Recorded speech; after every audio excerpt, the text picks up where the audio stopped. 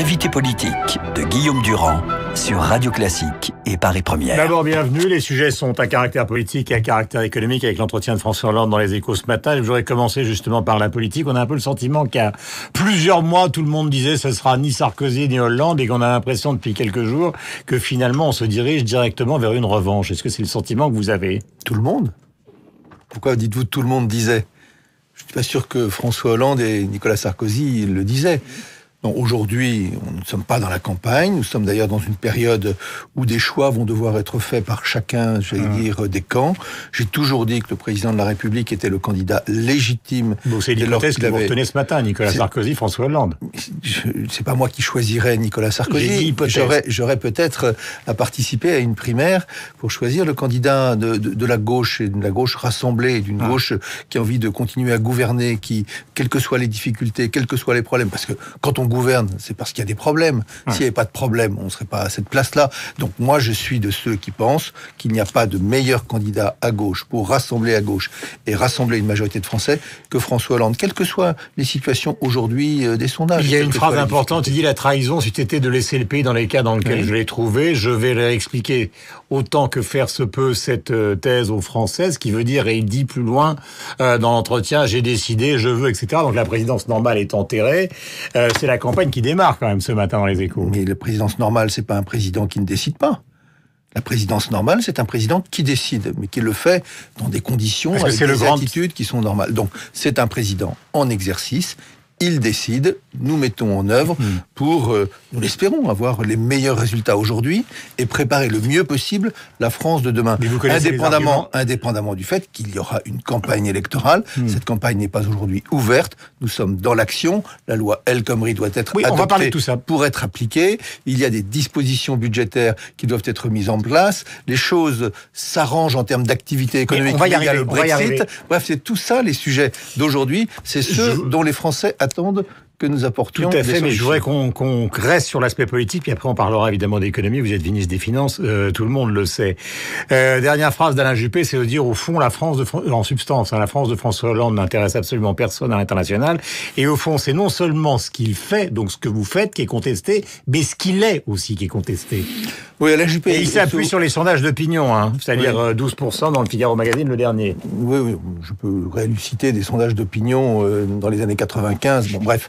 Ça, c'est pas un débat politique intéressant. Et d'habitude, Alain Juppé... c'est quand même l'état de l'opinion. Alain Juppé est plus subtil que cela dans ses remarques. Mais si on veut regarder ce point-là, le rôle de la France, c'est quand même incroyable.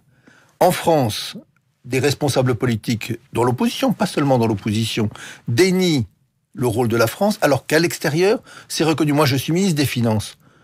En tant que ministre des Finances, je siège à l'Eurogroupe. L'Eurogroupe, c'est l'ensemble des ministres des Finances d'Europe. Vous croyez qu'ils me considèrent comme ne valant rien, comme représentant une France qui ne vaut rien? Il n'y a pas de capitaine, a dit il y a plusieurs semaines, Nicolas Sarkozy. Vous pensez que lorsque nous nous sommes battus, le président de la République, moi-même, pour que la Grèce reste dans l'euro, décisif. Vous imaginez la Grèce qui était sortie de l'euro, maintenant la Grande-Bretagne qui sortait de l'Union. Vous imaginez l'état dans lequel serait aujourd'hui l'Europe. Donc nous sommes battus dans ce sens-là. Et qu'est-ce que nous avons fait? Nous avons entraîné. Et je pourrais vous donner toute une série... Il y a pas un moment où on a envisagé quand même à l'Élysée que justement la Grèce sorte de l'euro mais reste dans l'Europe? Non.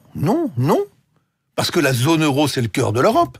C'est d'ailleurs le sujet qui est maintenant sur la table. Qu'est-ce qui reste après le départ de la Grande-Bretagne? Il reste la zone euro. La zone euro qui est la première zone économique du monde. La zone qui doit être porteuse de croissance et porteuse d'emploi.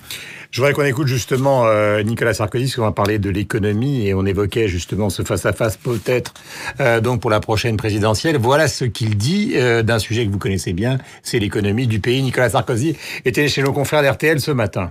Depuis que M. Hollande est là, il n'y a pas une année où la croissance française a été autre chose qu'inférieure à la moyenne de la croissance en Europe. Et quand je vois le dernier interview de François Hollande qui ose dire qu'il a trouvé la France dans un état lamentable, je voudrais rappeler à François Hollande quel était le taux de croissance de la France lors de la dernière année de mon quinquennat.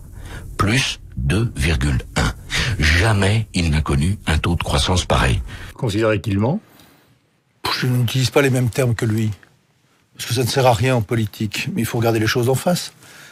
Où en était la France en termes de déficit public en 2012 ? au moment où Nicolas Sarkozy a quitté le pouvoir, comparé à l'Allemagne, puisque nous nous comparons souvent à l'Allemagne ou à la moyenne de la zone euro, encore aujourd'hui, c'est normal de faire ces comparaisons, où nous en étions à plus de 5% de déficit, c'est énorme, à une dette qui était augmentée de 25%. La crise, a-t-il dit, double crise. Oui, et en Allemagne, il n'y avait pas la crise? Où en était l'Allemagne en 2012? Zéro déficit. Quand on part de 5% de déficit pour le ramener l'année prochaine à 2,7%, c'est un chemin qui est quand même beaucoup plus important que qu'on part de zéro pour rester à zéro. Et ça a des conséquences, y compris sur l'activité économique. Mais c'était là la responsabilité du président de la République. Parce qu'en 2012, si nous n'avions pas agi ainsi, on en revient à l'Europe. La zone euro explosait. Il n'y aurait plus eu de zone euro. Et alors là, je peux vous dire que c'est pas en point de croissance en plus que nous aurions fait des comptes, mais en point de croissance négative. Vous pensez donc que si Nicolas Sarkozy avait été réélu, il n'y aurait plus de zone euro? Je dis pas ça parce que peut-être qu'il aurait été obligé. Peut-être qu'il aurait été obligé, après les mensonges, il aurait été obligé d'affronter la vérité. Et il aurait été obligé de mettre en place une politique qui l'aurait peut-être privé encore plus qu'aujourd'hui de taux de croissance. Donc ça ne sert à rien maintenant de faire ce genre de procès. Ce qui compte, c'est qu'est-ce que nous proposons là? Qu'est-ce que nous faisons? Est-ce que ce que nous faisons porte ses fruits ou non? Est-ce qu'en France, il y a une croissance qui augmente ou non? Elle augmente. Est-ce que nous créons des emplois de nouveau? Oui, nous créons des emplois de nouveau. Est-ce que ça marche d'un certain point de vue? Oui. Est-ce qu'il faut que ça marche plus vite et plus fort? Oui. Et que faisons-nous? C'est là où le président de la République, ce matin, apporte un certain nombre de réponses. Ou pas? Il en parle dans l'entretien des Échos. Il dit qu'il faudrait qu'une majorité, si on trouve une majorité sur le travail. Personne ne peut souhaiter un 49-3. Ça n'est jamais une bonne solution. Même si c'est la Constitution de la Ve République et le général de Gaulle qui l'ont institué.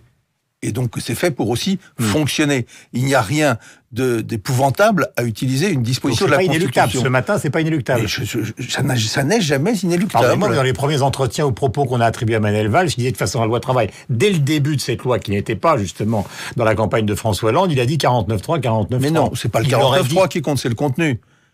Le contenu du texte. Et qu'est-ce que les uns ou les autres veulent faire du contenu du texte? Plus personne ne parle du contenu du texte. Tenez, on parle tout le temps de l'article 2 de la loi El Khomri. Si je vous demande ce qu'il y a dedans, vous le saurez. Mais si je demande à beaucoup de Français très informés, ils ne le savent pas. Et qu'est-ce que c'est l'article 2?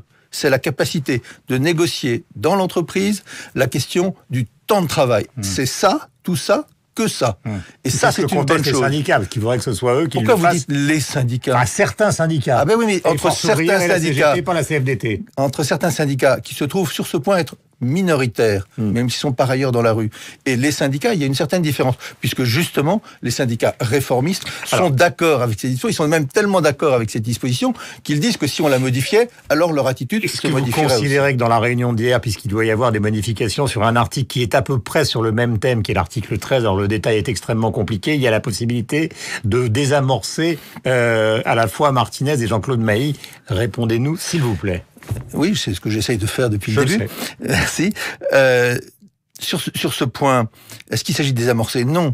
Mais il peut y avoir une inquiétude légitime, compréhensible, et c'est à cette inquiétude qu'il faut répondre. Est-ce que l'article 2 efface pour l'avenir le rôle de ce qu'on appelle les branches? Ils le considèrent, ils l'ont dit 25 fois ici même. Et c'est pour ça qu'il faut les rassurer sur ce point, puisque c'est inexact, ça n'est pas ce que propose la loi travail, et donc s'il faut redire clairement quelles sont les compétences au niveau de la branche, ce sera fait pour lever au moins des incompréhensions. Parce qu'il y a tellement d'incompréhensions, il y a tellement de manipulations qu'il faut essayer de s'en sortir. Michel Sapin, vous n'êtes pas un naïf, c'était pas dans le programme de François Hollande. On refonde le code du travail, ça n'a jamais été dans le programme de la campagne électorale. C'est inexact. Bon, alors c'était vraiment discret, hein. Vous êtes le seul à avoir entendu. Non, je suis pas le seul à l'avoir entendu. Il y avait même des propos extrêmement forts qui ont beaucoup frappé à l'époque sur le dialogue social, la confiance qu'il faut faire aux partenaires sociaux. Est-ce que vous vous souvenez? Si, c'est parfaitement ce qui était écrit. Il y avait écrit, on va refonder le code du travail. On va pas le faire ici, mais je vous enverrai évidemment les propositions sur ce point qui disaient qu'il fallait qu'il y ait un dialogue social entre partenaires sociaux qui soit beaucoup plus riche qu'aujourd'hui. Beaucoup plus riche. Il avait même proposé que ce soit inscrit dans la Constitution. Sur ce point, il n'a pas pu tenir parole parce que de toute façon, il n'y a pas une majorité pour modifier la Constitution. Donc, le dialogue social de qualité dans l'entreprise, le dialogue social de qualité au niveau national, ça fait partie intimement de ce qu'est François Hollande et de ce que nous représentons en tant que sociodémocrates. J'ai beaucoup de questions, nous sommes pratiquement arrivés au terme, mais je voudrais qu'on les traite parce que c'est quand même assez important. La Cour des comptes ne croit absolument pas aux 50 milliards d'économies que vous avez annoncées, 2015-2017. Comme d'habitude. 30 au maximum, disent-ils, et encore, ils considèrent que dans les ministères, on n'a pas fait les économies qui étaient prévues. Bon, relisez ce qu'elle disait l'année dernière, vous verrez la même chose.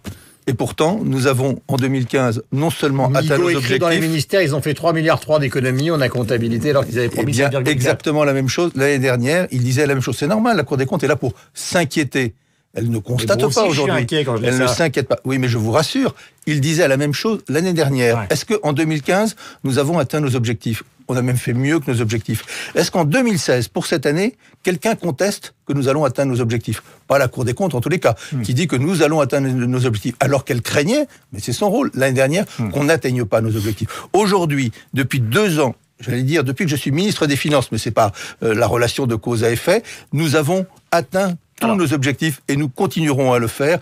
Et le déficit l'année prochaine, en dessous de 3%, à 2,7%, c'est un objectif intangible. MEDEF qui rencontre Manuel Valls aujourd'hui et qui ne veut absolument pas du compte pénibilité, vous considérez qu'ils sont hors la loi parce que c'est la loi ? C'est eux qui se le disent. Vous imaginez, vous, une organisation syndicale qui dirait je n'applique pas la loi ? Inapplicable, disent-ils. Enfin, inapplicable. Trop d'argent compliqué. Elle est votée. Elle a été, pour un certain nombre de ses aspects, le fruit d'une négociation entre partenaires sociaux. Elle a fait l'objet, ce qui était légitime, de simplification, parce qu'il y a un moment donné où quelque chose de trop complexe à appliquer dans les entreprises. Ils avec Manuel Valls aujourd'hui, ils n'en veulent pas. Ils l'ont dit. Mais c'est vous qui choisissez la loi ? Non, c'est pas moi, c'est le Catas qui le déclare. Vous n'aimez pas les feux rouges. Mais c'est pas parce que vous n'aimez pas les feux rouges qu'il n'y a pas de feux rouges. Donc lui, c'est pareil, il n'a pas à nous dire je n'aime pas cette loi. Cette loi, c'est la loi. Donc, la loi, il est hors la loi. Donc, pas, la loi, si on regardait que dans les conditions dans lesquelles ça doit s'appliquer, il y a 1 an pour le faire, etc. Mais c'est une posture qui me paraît parfaitement inutile et qui, dans le contexte actuel, où chacun veut que la République l'emporte sur le désordre, me paraît pas être un bon exemple. Et le dernier point qui est quand même important, dans ce cas-là, c'est l'affaire du Brexit. Est-ce que vous considérez que la croissance en Europe, puisque justement c'est un des grands terrains d'attaque de Nicolas Sarkozy, est une grande partie de l'opposition et considère que vous faites moins bien que les autres, est-ce que vous considérez que la croissance en Europe va être attaquée par le Brexit ? Modifiée par le Brexit ? Ça a des conséquences, le Brexit. Les premières des conséquences, d'ailleurs, étant en Grande-Bretagne. C'est une catastrophe économique pour la Grande-Bretagne. Ça n'a pas été... ça a été dit pendant la campagne, mais certains ont nié cette réalité qu'aujourd'hui ils reconnaissent.